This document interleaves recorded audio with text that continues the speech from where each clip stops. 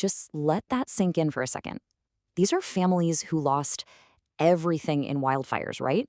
And the systems that are supposed to help them, to protect them, they've left them with this impossible choice. It's just one story, but, it points to a much bigger question that I think a lot of us feel every single day. So today we're diving into that feeling, that sense that so many of our modern institutions, insurance companies, government agencies, you name it, just feel rigid, impersonal, and fundamentally broken. We're going to look at the real human cost of this, diagnose what's actually going wrong under the hood, and then explore a pretty radical vision for how we might build something way, way better. To really get a handle on the problem, we have to start with the people. The people who get caught in the gears of these giant machines. These are stories about real individuals clashing with systems that just weren't designed to see them as human. Okay, so take the Hardcastle family. After a massive wildfire, their home was contaminated with all this invisible, toxic stuff. We're talking cyanide, lead. But their insurance company, which is supposed to be the insurer of last resort, basically argued with their tests and offered them just a tiny fraction of what it would cost to rebuild. The family had to burn through their life savings just to fight a system that only has a one-size-fits-all policy for a situation that is uniquely devastating. Or how about this one? A father in Colorado gets detained by ICE agents because they think he's someone else. And even though he has proof of who he is right there with him, he's held anyway. The ACLU later said that the system has no basic checks to fix an obvious mistake like this. It's like the agents can just do whatever they want. For that dad, the system wasn't just rigid. It was literally a cage built on a simple error. And then you see this breakdown on a much, much darker scale. When you look at political attackers, investigators often find they're not just these hardcore ideologues. They're often incredibly isolated people, described as a total cipher. They feel completely lost, invisible to all of society's systems, education, healthcare, the community. All these systems fail to see their struggles, so they lash out with this horrific act of violence that suddenly forces everyone to pay the attention they never got. It's just this tragic, awful endpoint of a system that fails to see the person until it's way too late. All of these stories, they all point to the exact same frustrating experience, right? You have a unique problem, a specific circumstance, but the system you're up against only has a few preset boxes it can shove you into. So what is it? What's the fundamental design flaw that causes all this friction? Well, to get to the root cause, we're going to turn to the pretty fascinating work of a British cyberneticician named Stafford Beer. Now stick with me here, because he developed this incredibly powerful way of thinking about systems that explains exactly what's going wrong. So what's the big idea here? Variety is just a fancy word for complexity. The number of different possibilities in a system.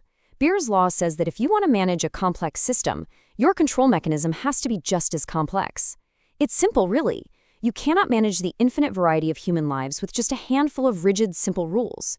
Your controller has to match the complexity of the thing it's trying to control. And this slide just perfectly lays out the two paths a system can take. On the left, you've got attenuation. Think of the system like a giant press, just crushing our colorful, unique, complex lives to make us fit into its simple gray boxes. That is the insurance company, right?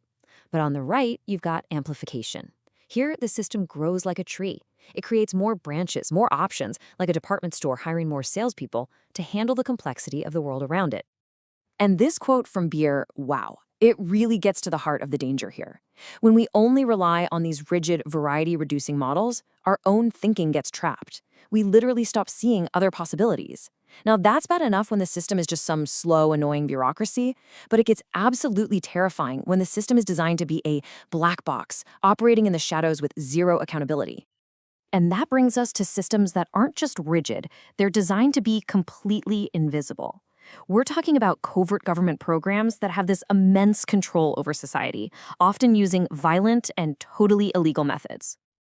And listen, this isn't some new thing. Declassified documents have shown this disturbing history. You had Operation Gladio, where the CIA funded secret armies to commit acts of terrorism that were then blamed on communists. You had MKUltra with its illegal human experiments with mind-altering drugs. These were systemic, long-term operations completely hidden from the public. It's the ultimate example of a control system with zero ability or desire to answer to the complexity and rights of the citizens it was supposed to serve. And this hidden control shapes our lives in ways we don't even think about. The Defense Advanced Research Projects Agency, DARPA, developed technologies that are literally in your pocket right now. The internet, GPS, touchscreens, even AI. They all started as military projects. And that's the crucial point. These systems weren't created to improve our lives. In many cases, they were originally designed to end them. So when the CIA's own secret history, this report called The Family Jewels, was finally declassified, it confirmed the unbelievable. For decades, the agency had been assassinating leaders, testing drugs on unwitting citizens, spying on Americans, all of it in direct violation of the law. This is what a system of control looks like when it has no checks and no need to answer to the public. So, if this is the problem, systems that are either too rigid to care or too secretive to be held accountable, both of which crush our individual freedom, what does a better system even look like? Is there another way? Is there a way to design institutions that actually amplify our freedom instead of stamping it out? Well, Stafford Beer didn't just diagnose the problem. He spent his life trying to design a solution. He imagined a way to create organization and synergy without falling back on the top-down, command-and-control pyramid schemes we're all so used to. This was the central challenge he put out there. How can you get structure without hierarchy? He believed the answer was hiding in nature and in geometry.